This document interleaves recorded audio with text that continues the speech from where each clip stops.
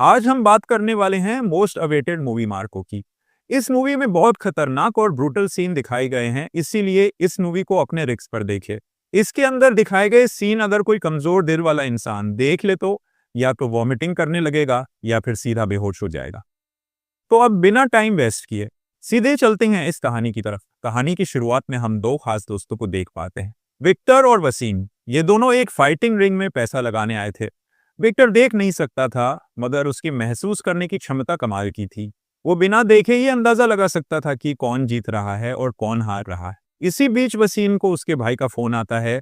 वो कहता है, भाई हमारे ड्रग के धंधे में आ जा, तेरा भी नाम बना दूंगा। लेकिन वसीम अब इन गंदे धंधों से दूर हो चुका था, इसलिए वो अपने भाई की बात साफ साफ ठुकरा देता है। अब ये सुनकर उसका भाई गुस्से से पागल हो जाता है और अगले ही दिन गुंडे भेजकर वसीम को खत्म करवा देता है। लेकिन एक शख्स इस सब का चश्मदीद गवाह था, विक्टर। अगले दिन विक्टर सीधा पुलिस के पास जाकर पूरा सच बता देता है। लेकिन इंस्पेक्टर सत्यम पहले तो उसे गंभीरता से नहीं लेता और सोचता है, एक अंधा आदमी क्या ही बताएगा। मगर जैसे ही वो डिटेल सुनता है, उसे एहसास होता है कि विक्टर इस केस का सबसे अहम गवाह है। अगले सीन में हम देखते हैं, अब वसीम के घर पर उसका अंतिम संस्कार हो रहा था। हर कोई गम में डूबा था, लेकिन सच्चाई सिर्फ एक इंसान जानता था। वसीम का भाई का कत्ल करवाया था, पर वो लोगों के सामने मासूम बनने का नाटक कर रहा था। तभी एक काली डिफेंडर गाड़ी घर के बाहर आकर रुकती है। विक्टर, जो देख नहीं सकता था मगर महसूस कर सकता था, उसे तुरंत समझ आ जाता है यही वो गाड़ी है, क्योंकि विक्टर पेशे से एक परफ्यूमर था और उसे खुशबू से पहचानने की गजब की ताकत थी।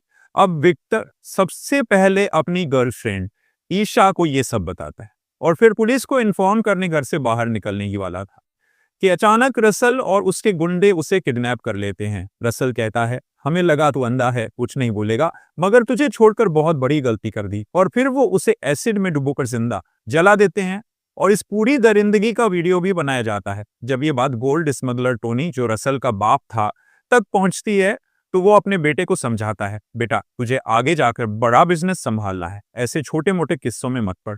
नेक्स्ट डे एक पानी में तैरती लाश मिलती है। जब पुलिस पोस्टमार्टम रिपोर्ट देखती है तो पता चलता है कि ये विक्टर की बॉडी है। अब हम सीधे विक्टर के घर का सीन देखते हैं। विक्टर 4 भाई बहन थे। सबसे बड़ा भाई जॉर्ज, दूसरे नंबर पर मार्को, तीसरे नंबर पर नैन्सी और चौथे नंबर पर विक्टर। लेकिन मार्को इनका सौतेला भाई था। दादाजी उसे कहीं से उठा लाए थे और खुद ही उसका नाम मार्को रख दिया था। मगर ये परिवार भी जो था वो गैंगस्टर परिवार से ही आता था। इनकी पहुंच भी बहुत ऊपर तक थी, इसलिए पूरी फैमिली डिसाइड करती है कि अब जो प्रॉपर्टी बची है वो 2 बहन भाइयों में बंट जानी चाहिए, यानी कि जॉर्ज और नैन्सी में। हालांकि इन दोनों की भी शादियां हो चुकी थी और इनके बच्चे भी थे। अब ये लोग आपस में बैठकर बातचीत कर रहे थे। अगर मार्को भैया को मालूम चल गया कि विक्टर मर चुका है तो वो दुश्मनों का क्या हाल करेगा, ये तो भगवान ही जाने। अब जब ये खबर मार्को तक पहुंचती है तो वो विक्टर के फ्यूनरल में आकर कसम खाता है, जिसने भी मेरे भाई की ये हालत की है मैं उसे छोड़ूंगा नहीं। यही हमें मार्को और विक्टर के पास्ट के कुछ सीन दिखाए जाते हैं। विक्टर देख नहीं सकता था, मगर मार्को उसकी हर इच्छा पूरी करता था। जैसे सिगार पीनी हो, गाड़ी चलानी हो, कुछ भी एंजॉय करना हो, मार्को उसके लिए सब करता था। इसी वजह से दोनों भाइयों की बॉन्डिंग बहुत गहरी थी। लेकिन जब मार्को को यह मालूम चलता है कि कुछ स्मगलर्स ने ही विक्टर का मर्डर किया है तो वो पागल हो जाता है। अब बस उसका एक ही मकसद, कातिलों को खत्म करना। अब आगे हम कहानी में देखते हैं कि गोल्ड के बिजनेस का धंधा 3-4 लोगों के हाथ में था। एक पार्टनर था जॉर्ज और दूसरा था टोनी। लेकिन टोनी तो पूरा सोना हड़पना चाहता था, तो टोनी ने पोर्ट के कैप्टन से सेटिंग करके 90 किलो गोल्ड कस्टम वालों से पकड़वा दिया। लेकिन असल में सारा सोना टोनी ने खुद हड़प लिया था।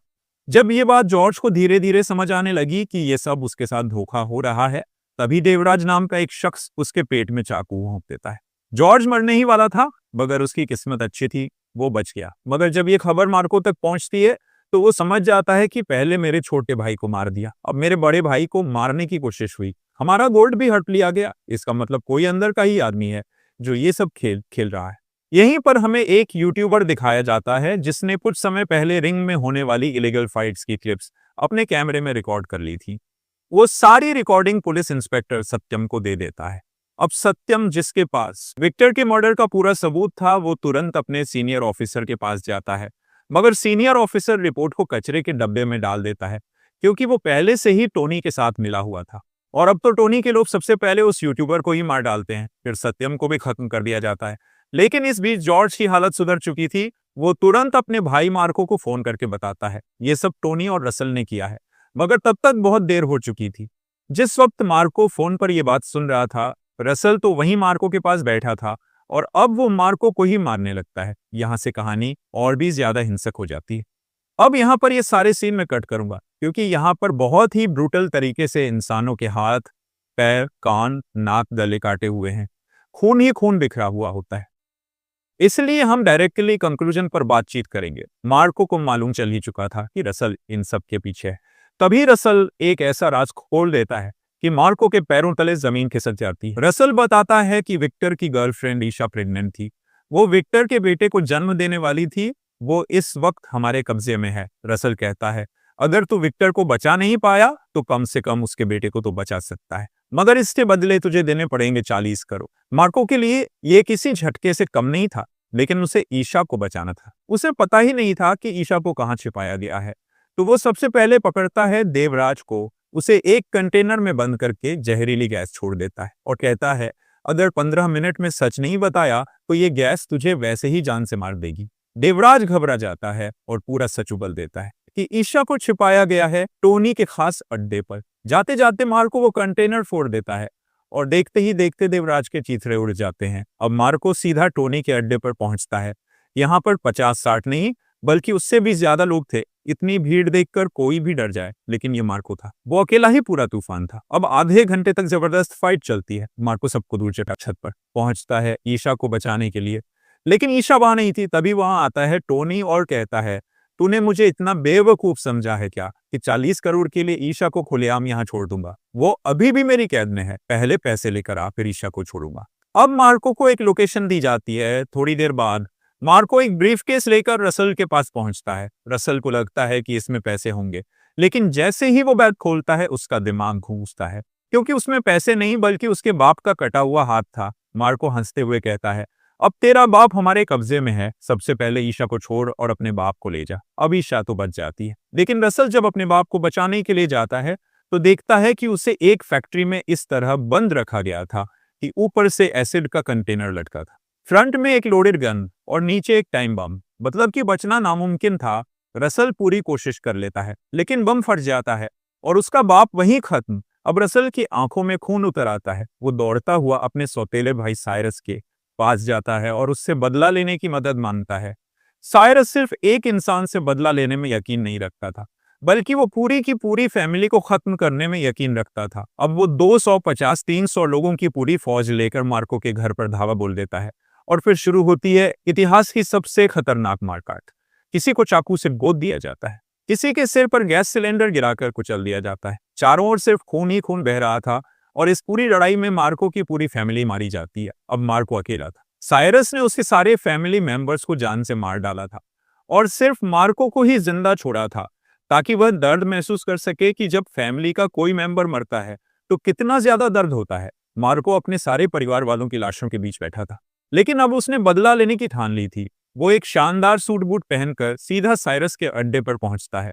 अब यहाँ भी ढेर सारे गुंडे थे, लेकिन अब मार्को को रोकना नामुमकिन था। फिर शुरू होती है खूनी लड़ाई। चारों तरफ मारकाट मच जाती है और तभी मार्को के हाथ लग जाती है मशीन गन। अब वो एक एक को मशीन गन से उड़ा देता है। पूरा मैदान खून से भर जाता है। साइरस घुटनों पर आ जाता है, लेकिन तभी वो विक्टर के बच्चे को पकड़ लेता है। वो उसे एसिड में फेंकने वाला होता है, लेकिन मार्को तमतमा जाता है और एक ही झटके में साइरस का सिर धड़ से अलग कर देता है। मार्को विक्टर के बेटे को बचा लेता है और वहां से निकल जाता है। अब यहीं पर मूवी खत्म हो जाती है, लेकिन पोस्ट क्रेडिट सीन में हम देखते हैं 5 साल बाद कई सारी गाड़ियां धूल उड़ाती हुई मार्को की ओर बढ़ रही हैं। एक और बड़ा दुश्मन सामने आ चुका है, यानी कि मार्को का सेकंड पार्ट जरूर आएगा। वीडियो की कहानी पसंद आने पर वीडियो को लाइक करें, शेयर करें, चैनल को सब्सक्राइब करें। धन्यवाद।